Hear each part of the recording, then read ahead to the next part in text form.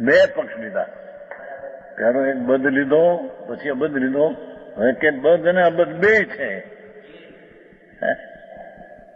એ પણ એક વિકલ્પ છે. હા હા હા હા.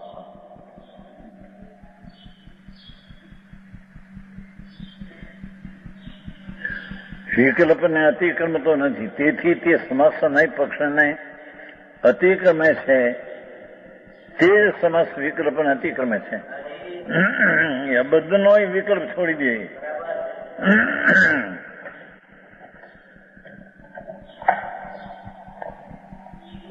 અબદ્ધ છ એટલે કે મુક્ત છ. અબદ્ધ છ નો અર્થ મુક્ત છ. મુક્ત છ એવો એક વિકલ્પ વૃત્તિ એનો પક્ષ છે.